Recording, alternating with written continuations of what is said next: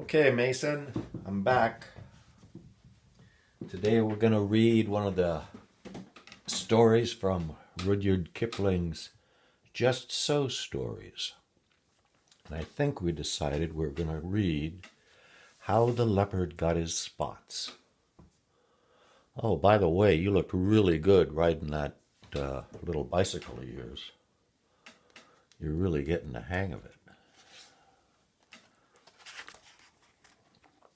Okay, here we go. How the Leopard Got His Spots. In the days when everybody started fair, best beloved, the leopard lived in a place called the High Veld. Remember, it wasn't the Low Veld, or the Bush Veld, or the Sour Veld, but the exclusively bare, hot, shiny High Veld, where there was sand and sandy-colored rock and exclusively tufts of sandy, yellowish grass.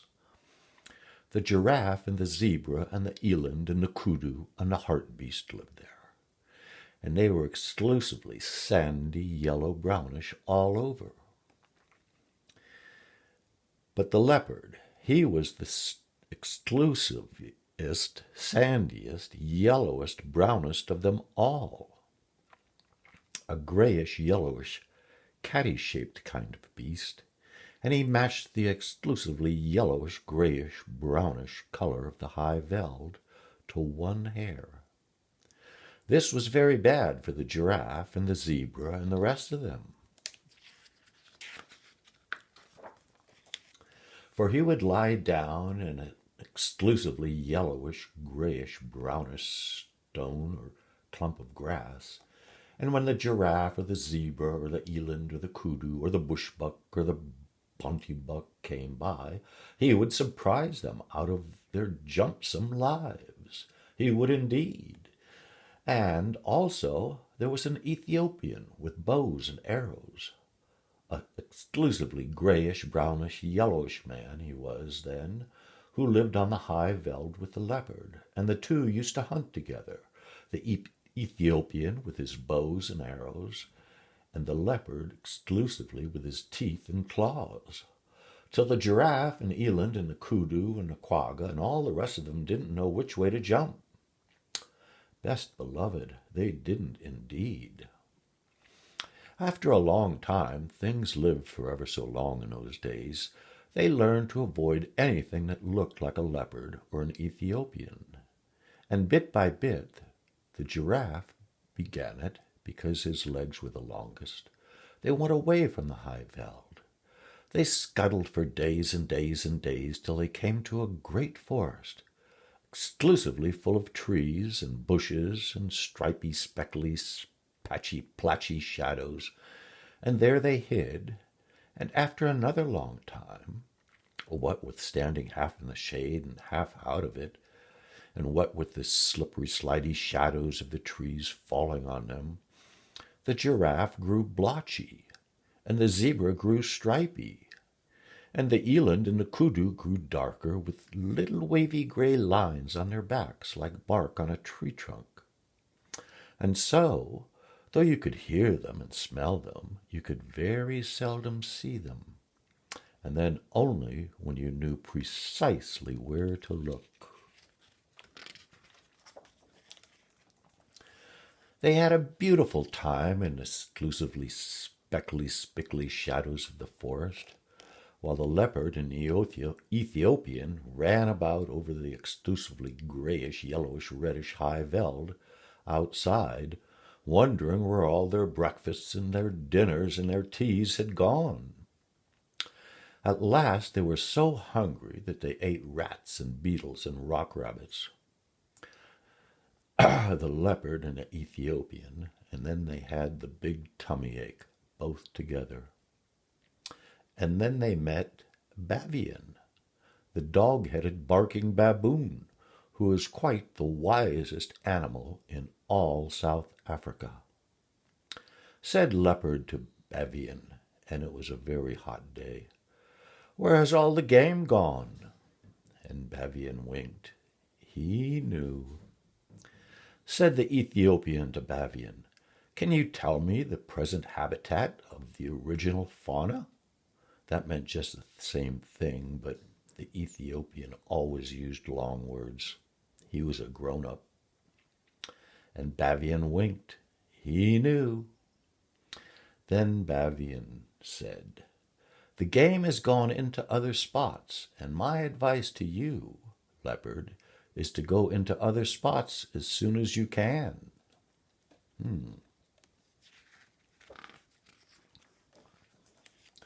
And the Ethiopian said, "That is all very fine, but I wish to know whether the aboriginal fauna has migrated."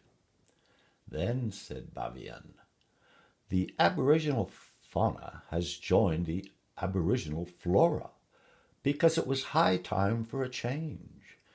And my advice to you, Ethiopian, is to change as soon as you can." Well, that puzzled the leopard and the Ethiopian, but they set off to look for the aboriginal flora, and presently, after ever so many days, they saw a great, high, tall forest full of tree trunks, all exclusively speckled and spotted and spattled and dotted and splashed and slashed and hatched and cross-hatched with shadows.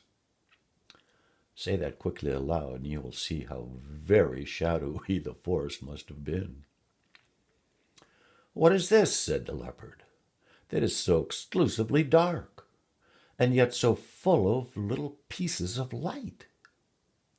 "I don't know," said the Ethiopian, "but it ought to be the aboriginal flora.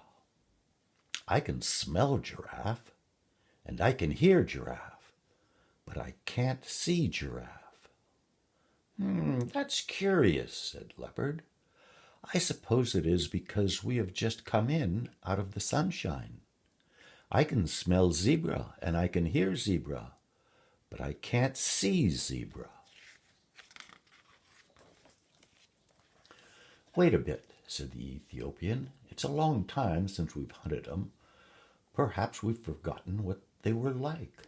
"Ah, fiddle," said the leopard. "I remember them perfectly on the high veld, especially their marrow bones. Crunch, crunch. Giraffe is about 17 feet high, of exclusively fulvous golden yellow from head to heel. And zebra is about 4.5 feet high, of exclusively gray fawn color from head to heel." Said the Ethiopian, looking into the spickly shadows of the aboriginal flora forest. "Then they ought to show up in this dark place like ripe bananas in a smokehouse." But they didn't. The leopard and the Ethiopian hunted all day, and though they could smell them and hear them, they never saw one of them. "Oh, for goodness sake," said the leopard at tea time, "let us wait till it gets dark. This daylight hunting is a perfect scandal." So they waited till dark, and then the leopard heard something breathing sniffly in the starlight that fell all stripy through the branches, and he jumped at the noise. And it smelt like zebra, and it felt like zebra, and when he knocked it down, it kicked like zebra, but he couldn't see it. So he said, "Be quiet." "Oh, you person without any form, I'm going to sit on your head till morning, because there is something about you that I don't understand." And presently he heard a grunt and a crash and a scramble, and the Ethiopian called out, "I've caught a thing that I can't see. It smells like giraffe and it kicks like giraffe, but it hasn't any form." "Don't you trust it," said the leopard. "Sit on its head till the morning, same as me. They haven't any form, any of 'em." So they sat down on them hard till bright morning time, and then Leopard said, "What have you at your end of the table, brother?" The Ethiopian scratched his head and said, "It ought to be exclusively a rich, fulvous orange tawny from head to heel, and it ought to be giraffe, but it is covered all over with chestnut blotches. What have you at your end of the table, brother?" And the leopard scratched his head and said, It ought to be exclusively a delicate grayish fawn, and it ought to be zebra, but it is covered all over with black and purple stripes. What in the world have you been doing to yourself, zebra? Don't you know that if you were on the high veld, I could see you 10 miles off? You haven't any form." "Yes," said the zebra, "but this isn't the high veld. Can't you see?" "I can now," said the leopard, "but I couldn't all yesterday. How is it done?" "Let us up," said the zebra, "and we will show you." They let the zebra and the giraffe get up, and zebra moved away to some little thorn bushes where the sunlight fell all stripy, and the giraffe moved off to some tallish trees where the shadows fell all blotchy. "Now watch," said the zebra and the giraffe. "This is the way it's done. 1, 2, 3, and where's your breakfast?" Leopard stared, and Ethiopian stared, but all they could see were stripy shadows and blotch shadows in the forest, but never a sign of zebra and giraffe. They had just walked off and hidden themselves in the shadowy forest. "Hi, hi," said the Ethiopian. "That's a trick worth learning. Take a lesson by it, Leopard. You show up in this dark place like a bar of soap in a coal scuttle." "Ho, ho, ho," said the leopard. "Would it surprise you very much to know that you show up in this dark place like a mustard plaster on a sack of coals?" "Well, calling names won't catch dinner," said the Ethiopian. "The long and the little of it is that we don't match our backgrounds. I'm going to take Bavian's advice. He told me I ought to change, and as I've nothing to change except my skin, I'm going to change that." "What to?" said the leopard, tremendously excited. "To a nice working blackish-brownish color, with a little purple in it, and touches of slaty blue. It will be the very thing for hiding in hollows and behind trees." So he changed his skin then and there, and the leopard was more excited than ever. He had never seen a man change his skin before.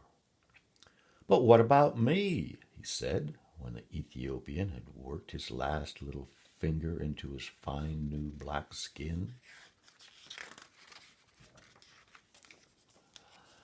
"You take Bavian's advice too. He told you to go into spots." "So I did," said the leopard. "I went to other spots as fast as I could. I went into this spot with you, and a lot of good it has done me." "Oh," said the Ethiopian, "Bavian didn't mean spots in South Africa. He meant spots on your skin." "Oh, what's the use of that?" said the leopard. "Well, think of giraffe," said the Ethiopian. "Or if you prefer, stripes. Think of zebra. They find their spots and stripes give them perfect satisfaction." Said the leopard. "I wouldn't look like zebra, not forever so." "Well, make up your mind," said the Ethiopian, "because I'd hate to go hunting without you. But I must if you insist on looking like a sunflower against a tarred fence." "I'll take spots then," said the leopard. "But don't make 'em so too vulgar big. I wouldn't look like giraffe, not for ever so." "I'll make 'em with the tips of my fingers," said the Ethiopian. "There's plenty of black left on my skin still. Stand over." Then the Ethiopian put his 5 fingers close together, like this. There was plenty of black left on his new skin still, and he pressed them all over the leopard, and wherever the 5 fingers touched, they left 5 little black marks, all close together. You can see 'em on any leopard skin you like, best beloved. Sometimes the fingers slipped and the marks got a little blurred. But if you look closely at any leopard now, you will see that there are always 5 spots off 5 fat black fingertips. Now you are a beauty, said the Ethiopian. You can lie out on the bare ground and look like a heap of pebbles. You can lie out on the naked rocks and look like a piece of pudding stone. You can lie out on a leafy branch and look like sunshine sifting through the leaves. And you can lie right across the center of a path and look like nothing in particular. Think of that and purr. But if I'm all this, said the leopard, why didn't you go spotty too? Oh, plain black's best for me, said the Ethiopian. Now come along and we'll see if we can't get even with Mr. 1, 2, 3, where's your breakfast? So they went away and lived happily ever afterward, best beloved. That is all. Oh, now and then you will hear grown-ups say, can the Ethiopian change his skin or the leopard change his spots? I don't think even grown-ups would keep on saying such a silly thing if the leopard and the Ethiopian hadn't done it once. Do you? But they will never do it again, best beloved. They are quite contented as they are. That's a good story.